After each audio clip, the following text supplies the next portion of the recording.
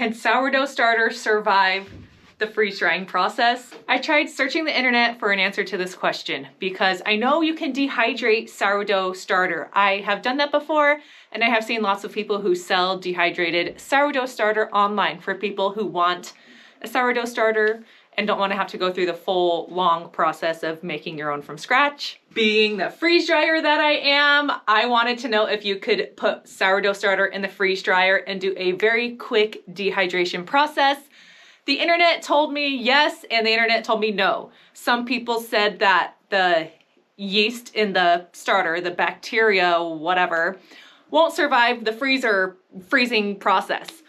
Other people said that it won't survive the heating process when your freeze dryer heats up when it is doing the drying process. So there was lots of mixed reviews, and I decided I needed to try it myself and see what happens. So by the end of this video, we will know once and for all if sourdough starter will survive the freeze dryer process. Let's go. I want to show you the settings that I'm going to use on my freeze dryer for my sourdough discard starter. I'm going into customize, hitting reset. I'm going to freeze dry at -10. My discard is already frozen, so I'm not going to do an extra freeze time. And then my extra dry time, I'm just going to do at like 5 hours today. That just gives me a buffer to be able to check and make sure it's actually done when the machine senses. I'm going to hit start, and then we just wait a 15-minute cool down. And I am going to go grab my starter and show you how I'm going to put it on my trays. Here are my 2 ice cube trays of sourdough starter, and I just have my trays with my parchment paper that I get on Amazon. It's pre-cut to fit the size of your tray perfectly. Highly recommend. So I popped a little cube out. They're about an inch by inch by inch, I would say. I'm just gonna line them up on my trays. They're gonna be able to be spread out fairly well because this is the only thing I'm freeze drying today, and I don't have tons of them, but it may take a while because these things are pretty thick and dense. It may take a long time in the freeze dryer, but we'll see.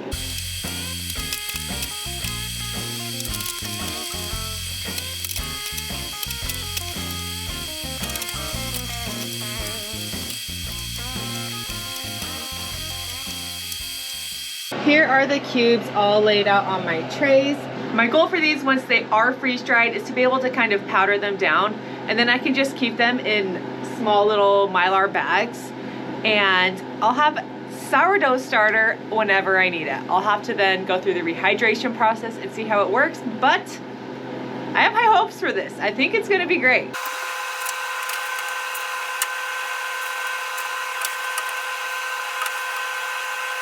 Okay, those are loaded up.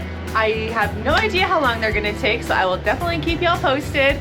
And as always, if you are interested in purchasing a freeze dryer, please consider using my affiliate link down in the video description below. It's a link to Harvest Right, and it'll take you to their website where you can shop for freeze dryers.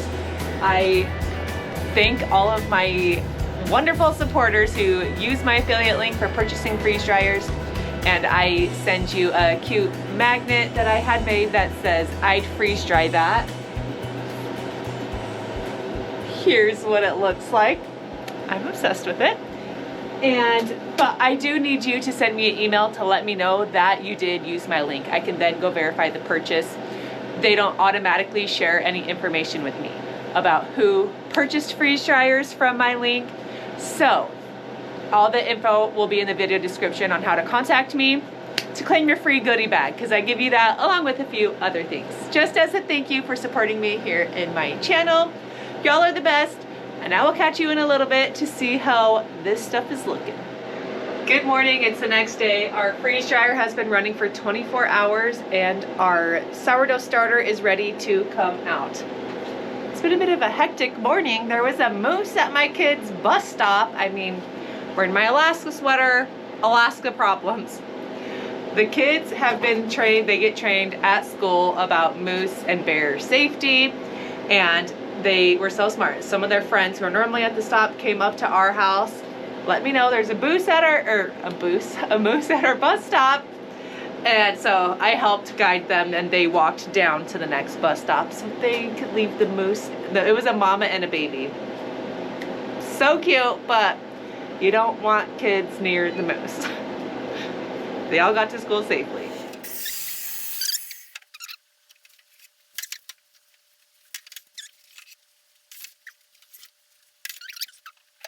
The camera thumbs up. Here is how our starter looks. These blocks are now so light. They feel like kind of like plaster. Kind of interesting.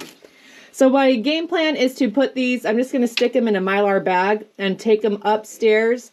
And I'm just going to try to crush these down a little bit so that it's more of a powdery consistency. And that's going to be our sourdough starter. I'm kind of stoked about this. It's going to make it easy for me to be able to give my friends and people who ask for a sourdough starter. I could easily just hand them a little packet of my mashed up starter, kind of tell them how to get it going. And that's going to be so convenient because I do get a lot of people saying they want to make sourdough bread, but they don't have starter. And it's not always super easy to go grab it out of the fridge, package it up, and hand it off to a friend. That takes a little more effort than if I could just grab a little baggie that's already ready of dried sourdough starter and just give it to them and they can start baking. So I've got all my starter cubes here in this Mylar bag. I am just going to take them upstairs in a little bit, figure out the best way to kind of crunch these up, and then figure out how I want to package them. See you in a few. You're gonna die at how cool this was. I did a little experimenting off camera, but my first little process worked perfectly for turning this down into a powder. I am just putting my cubes into a plastic bag.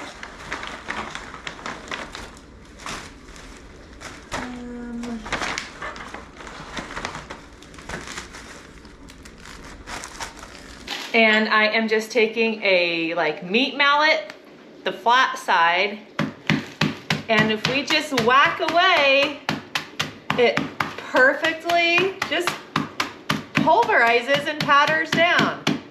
This is the exact consistency I was hoping for. I'm stoked. For right now, I am gonna store it in a mason jar.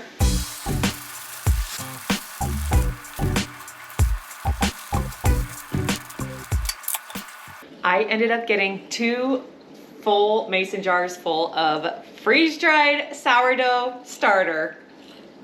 I'm so excited about this. I could talk about sourdough forever. I want to share with you how much light we have outside it's 8:15 at night right now, and it is light outside and it is just filling me up with so much joy. Here in Alaska, the winters are pretty brutal and the hardest part is the darkness. So once late February, March comes around, when we actually start to notice a change in the light and it is just getting brighter and brighter, it's like a breath of fresh air. It is so nice. And now it's just gonna get lighter and lighter and lighter. We're gonna be going to bed when it's bright as day outside. It's a little weird to get used to, but Alaskans love it. There's so many adventures that you can do outside, you know, all night long. So that's kind of fun. Let's see if we can get our freeze-dried sourdough starter back to life. I am just using some instructions from the good old interwebs. This is from a website called A Beautiful Plate, but there are instructions for how to revive dried sourdough.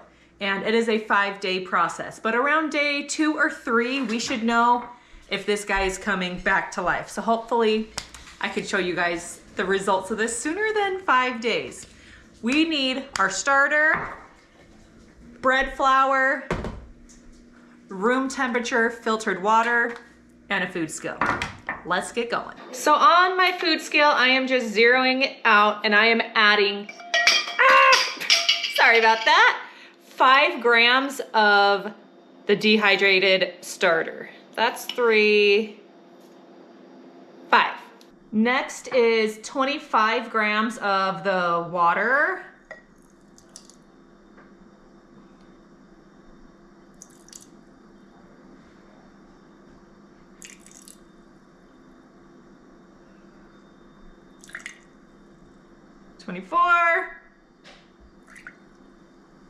26. I went over by 1.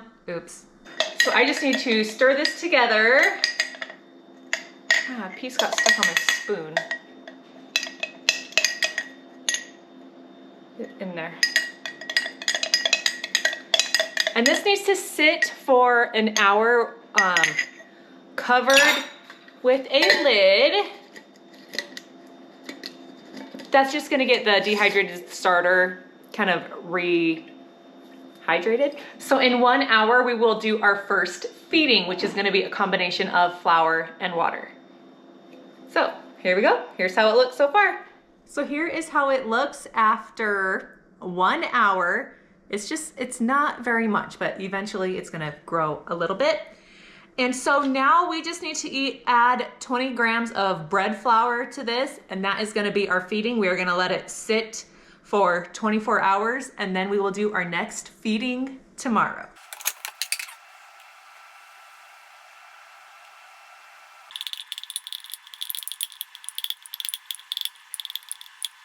So I am just covering this with a lid. I'm not doing it super tight. I'm just loosely closing this. And I am gonna keep this in a warm place in my home, as it just needs to not be super cold when we're trying to bring it back to life. I'm excited to see how this turns out. I will be back tomorrow with our second feeding. Good morning, it is day 2 and it is time to feed our sourdough starter. Here is how it looks. It's a little bit watery. The instructions are to take 10 grams of our mixture, put it in a new jar, and then we're gonna feed it 25 grams of bread flour and 25 grams of room temperature filtered water, and the rest is gonna be discarded. So here we go.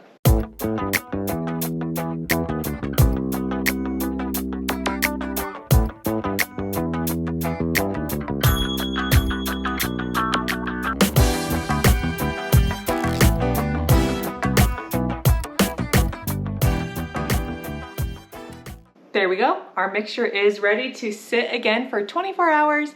We will repeat the same process tomorrow. You're not expected to see any activity until I think day 4, so gotta be patient. Here is our starter mixture on day 3. I feel like it's starting to do something. It is looking a little bubbly, so yay. Okay, here's what we gotta do. 10 grams of starter, discard the rest. 25 grams of bread flour, 25 grams of water, mix it up, store it again for another 24 hours.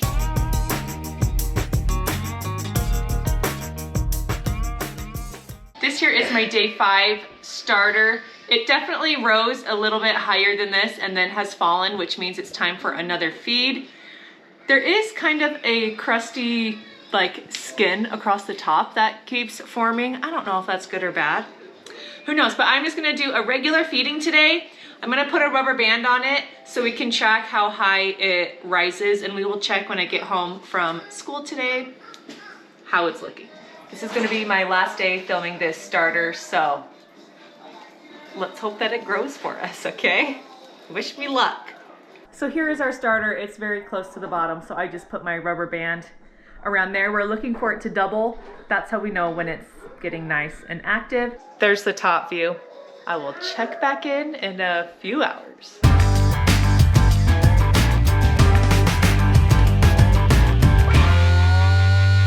Hard to tell on video, but it is windy. A little bit of snow flurries are happening. It is not lovely outdoor weather today, so I am inside. Thank you for sticking around on the freeze-dried sourdough starter process. I am so glad that this totally worked. It's something that I might be able to offer to my customers who I sell freeze-dried candy to. People who are interested in baking their own sourdough bread might be interested in a product like this. So I'm gonna have to start thinking about that. We actually have our big annual neighborhood yard sale coming up in the beginning of May, which I am prepping for. I sold freeze-dried candy at it last year and sold out of everything that I had. So I'm definitely planning on selling at the yard sale again this year, along with so much other junk that we have accumulated is what I'm trying to say.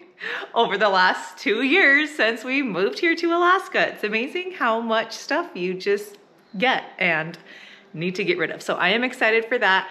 I will take some footage of the yard sale. It's funny, when I meet some people like at the elementary school, they're like, you're the freeze-dried candy lady. I bought candy from you at the garage sale. I'm like, yes, that's me. Come back this year. So it's really fun. As always, if you got any questions, drop them down in the comments below. If you want to follow along for all the things that I freeze dry around here, hit that subscribe button. You will be caught up with all the fun things that I do. I mean, I think it's fun. But thanks for being here. I love you guys. My viewers are amazing. Thank you for always interacting with my videos, and I just have so much fun doing this. So I appreciate that you guys care to watch, because you're the best. Okay, I'll see you on the next freeze drying adventure. I have some fun videos coming up. I got some new accessories ordered from Harvest Right that I am excited to share in my next video. So be on the lookout for that.